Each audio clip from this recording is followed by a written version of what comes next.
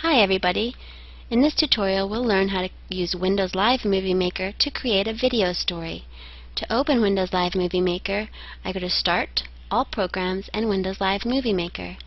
It may be located under the category of Windows Live Essentials on your computer. When you open Windows Live Movie Maker, you'll see several different tabs at the top of the screen. The Home tab has several handy functions, the first one being Add Photos and Videos. So I'm going to click on this button that says Add Videos and Photos, and it brings me to my videos file on my computer. By the way, if you're using Flip videos, it will be located under Flip Share Data and the Videos folder in that section. I'm going to open a cute little video of my son playing the guitar. Now you'll see the footage appears on our work screen.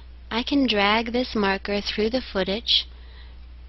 I can press the space bar to navigate through it, or I can press the play button here on the preview screen. The next step in creating a video story is editing. You will want to edit out all the teacher prompting and all the unsuccessful attempts, so that when the student sees their video story, they're seeing themselves doing something independently and successfully that they can really be proud of. To edit something, you click Edit, Split. Now let's say this has a prompt on it that I want to cut out, and I just split the film right before my prompt. I'm going to drag my cursor to right after the prompt, and then I will split it again. To do that, I say Edit, Split. You'll notice that this is the section that I split from the rest of the footage. I can click on it and select it. You can see it's selected because it's surrounded with this blue light. I can select it and press Delete on my keyboard, and it will remove it from the footage. Another way to edit is to use the Trim tool. If you have something at the beginning or at the end of your footage, you can use the Trim tool. You say Edit, Trim tool. It changes your preview screen to a trim tool. So let's say at the very end I want to adjust it a few seconds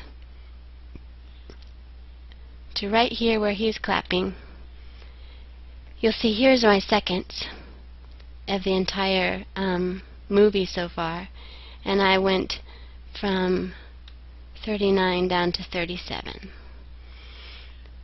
Then I will click Trim and Save Trim, and that will take that little bit off of the end. Alright, now you know how to open videos and edit videos in Windows Live Movie Maker. In the next tutorial we'll learn how to insert the essential information with text titles, and we'll also learn how to save it in several different formats. Thanks! Have fun creating a video story! See you soon! Alright, welcome back everybody.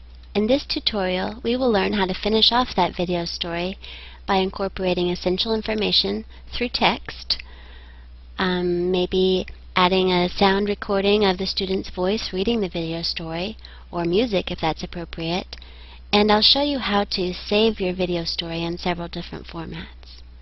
Alright, first of all, let's focus on text. To add text, you simply click on Home, and then you have the option of title, caption, or credits, depending on the purpose of your text. Let's start with title. If I click title, it shows up as a black box on my movie. So I'm going to change the text just by highlighting that and incorporating my my text. You'll see that at the top there's a Text Tools format toolbar, and you can choose from many different animations for your text. You can also use this toolbar to change the size and shape and color of your text. I'm going to change the background color to blue.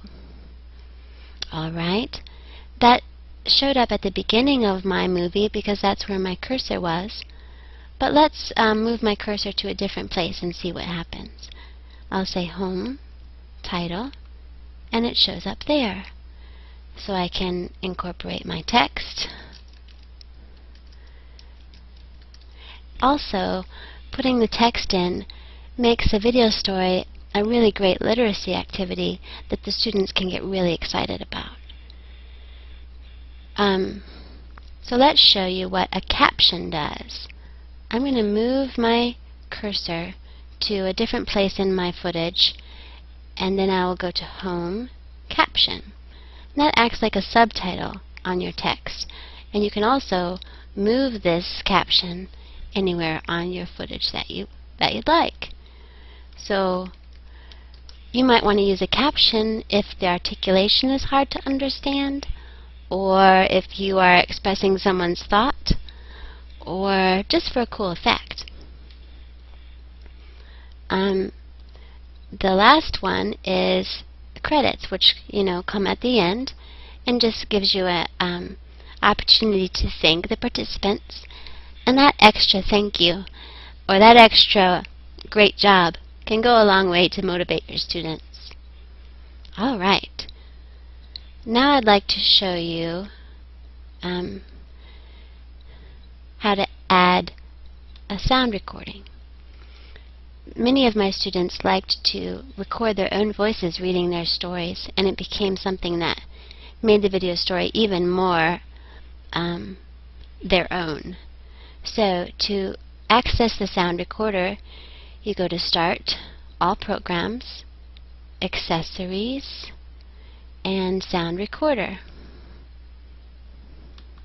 That will show up as a recording tool on your top of your screen. So you can say Start Recording, and then Stop Recording when you're finished, and it will prompt you to save it. Choose where you want to save it, and name it, so forth, and click Save. Now when I want to incorporate this into my story, I'm going to say Home, Add Music, click on my audio file, and Open. That will show up as a green box at the top of my footage. I can drag that to wherever I want it to start. You'll notice that a Music Tools toolbar came up. If I click on that, I can adjust the music volume or make it fade in or out at different points. Another really cool thing about Windows Live Movie Maker is that once you have your videos and your text the way you want them, you can make an auto movie. You'll see here that there are several different auto movie themes, and if you click that, it will add transitions for you. These transitions show up as little triangles at the beginning of your clips, and it'll add credits at the end. Even after it's done that, you can go ahead and edit it. For instance, I don't need 2 credits, so I'm going to click on that and delete one of them. So it's just a really neat tool to make it movie fast and sophisticated. Alright, now in order to save it, there are several different options. If you go to File, Save Movie, you can choose from high definition movie, a DVD, a movie on your computer, or an email. Now, high definition is, self-explanatory. I haven't had a lot of success with this burn a DVD function because it seems to not include all of the coding necessary to play the DVD on a cheap DVD player like the one I have at my house. And that's important because I want to be able to send this home to parents and such. I want them to be able to play it on their DVD.